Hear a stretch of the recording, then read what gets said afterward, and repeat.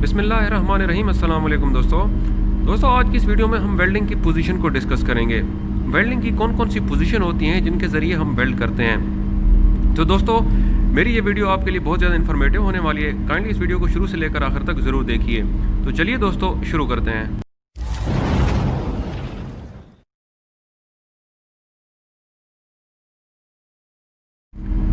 Friends, जब हम welding position को डिस्कस करते हैं तो सबसे पहले हम क्या कहते हैं कि हमारे पास जो अमेरिकन वेल्डिंग सोसाइटी है उसने पोजीशन को डिफाइन किया हुआ है, और यही पोजीशन जो होती हैं हमारे पास all over the world use की जाती हैं।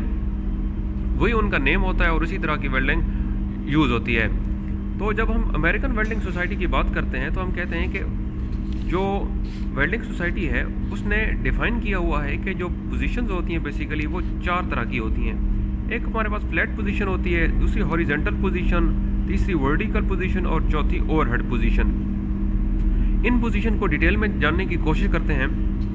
देखिए फ्रेंड्स, जब हम फ्लैट वेल्डिंग की बात करते हैं तो फ्लैट वेल्डिंग में सबसे पहले हम कह सकते हैं, जिस तरह मैं ये आपको दिखाता चलूँ कि फ्लैट वेल्डिंग को हम 1G या 1F वेल्डिंग भी हम कह सकते हैं। ये इसकी टाइप कह सकते हैं कि ये इसकी टाइप है।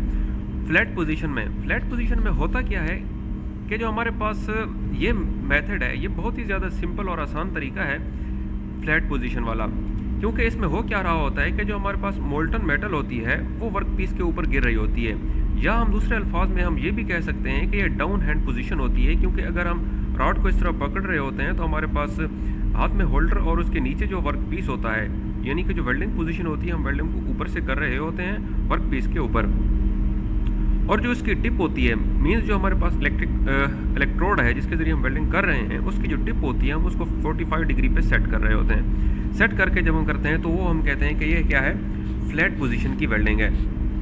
ये जो बाकी 3 पोजीशंस हैं उनमें से सबसे आसान जो होती है वो फ्लैट पोजीशन होती है। फ्लैट पोजीशन के बाद हम आते हैं हॉरिजॉन्टल पोजीशन पे। हॉरिजॉन्टल पोजीशन की जो वेल्डिंग होती है दोस्तों उसको हम 2G या 2F वेल्डिंग भी कहते हैं। ये होती सिंपल है लेकिन इससे थोड़ी मुश्किल होती है। ये आमतौर पर क्या होता है, फिलेट, ग्रूव या बट जॉइंट के लिए यूज़ की जाती है।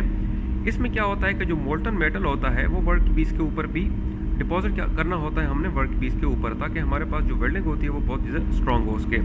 ये देखें यहाँ पे मैंने एक सैम्पल सा वर्क पीस ड्रॉ किया हुआ है।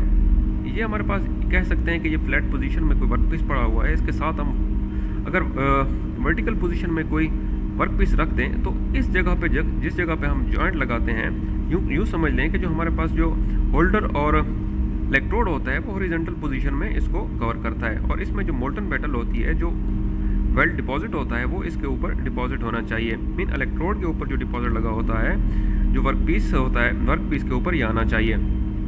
इसको हम हॉरिजॉन्टल पोजीशन कहते हैं।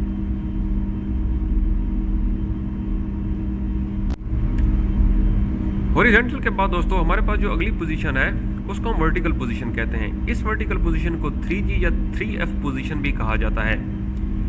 अच्छा, इसको वर्टिकल पोजीशन क्यों कहते हैं कि इसके बारे में जब हम बात करते हैं तो हम कहते हैं कि जो हमारे पास वेल्ड एक्सिस होता है इस लार्जली वर्टिकल और अपराइट पोजीशन में होता है।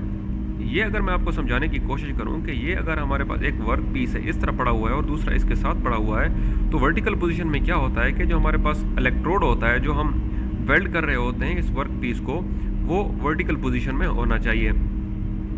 और ये जो पोजीशन है ये थोड़ी कॉम्प्लिकेटेड होती है। कॉम्प्लिकेटेड किस लिए होती है, क्योंकि जब हम वेल्ड कर रहे होते हैं किसी चीज़ को वर्क पीस को, तो हमारे पास जो मोल्टन मेटल होती है वो बिल्कुल वर्क पीस के ऊपर गिरनी चाहिए ताकि वेल्ड मजबूत हो सके। लेकिन वर्टिकल पोजीशन में होता क्या है कि जब हम वेल्डिंग वर्क पीस के ऊपर वेल्डिंग करते हैं तो मोल्टन मेटल जो होता है वो क्या होता है, molten metal capacity to move downward, तो ये नीचे गिरना शुरू हो जाती है।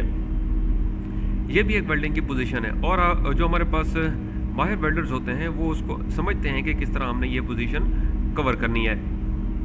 इसके साथ जो ओवरहेड पोजीशन होती है दोस्तों, ये सबसे मुश्किल हम कह सकते हैं कि ये पोजीशन होती है। इसको हम 4G या 4F वेल्डिंग भी कह सकते हैं। 4F टाइप की ये वेल्डिंग होती है। ये मोस्ट कॉम्प्लिकेटेड होती है, और इसमें हो क्या रहा होता है दोस्तों, ओवरहेड का मतलब यह होता है कि यूँ समझ लें कि हमारे पास जो वेल्डिंग इलेक्ट्रोड होता है या वेल्डिंग इलेक्ट्रोड होता है उसको हमने ऐसे ऊपर की तरह वेल्ड करना होता है, क्योंकि हमारे पास जो वर्क पीस होता है वो ऊपर लगा होता है और नीचे खड़े होकर हमने क्या करनी होती है, वेल्डिंग करनी होती है। ये पोजीशन जो होती है सबसे मुश्किल पोजीशन है, ओवरहेड पोजीशन इसे हम कहते हैं। मुश्किल इसलिए है दोस्तों क्योंकि जब हम वर्क पीस के ऊपर वेल्डिंग करते हैं तो हमारे पास जो मोल्टन मेटल होता है वो ग्रेविटी की वजह से, आपको पता है ये ऐसे अगर हम वेल्ड कर रहे होते हैं किसी चीज़ के ऊपर तो जो मोल्टन मेटल होता है वो ग्रेविटी की वजह से नीचे आता है। तो नीचे चूंकि हमारे पास क्या होता है कि हम खुद जो वेल्डर होता है वेल्डिंग कर रहा होता है तो ये एक सेफ्टी इश्यूज भी इसमें आ जाता है कि हमने उसको भी कवर करना होता है। और ये बहुत ज़्यादा मुश्किल इसलिए भी है क्योंकि जो हमारे पास मोल्टन मेटल नीचे गिरता है वो एक्चुअली उसको वर्क पीस के ऊपर गिरना चाहिए ताकि हमारी वेल्डिंग मजबूत हो सके। तो दोस्तों ये बेसिकली 4 पोजीशंस हैं जिनको अमेरिकन वेल्डिंग सोसाइटी ने डिफ़ाइन किया हुआ है और ये ऑल ओवर द वर्ल्ड इसी तरह की यूज़ होती हैं। तो दोस्तों उम्मीद करता हूँ कि ये वीडियो आपको अच्छी लगी होगी। इसी तरह की मोर इन्फॉर्मेटिव वीडियोस देखने के लिए आप मेरे चैनल ब्राइट फैक्ट को सब्सक्राइब करें और साथ में बेल आइकन को प्रेस करें ताकि मेरी लेटेस्ट वीडियोस आप तक पहुँचती रहें। शुक्रिया।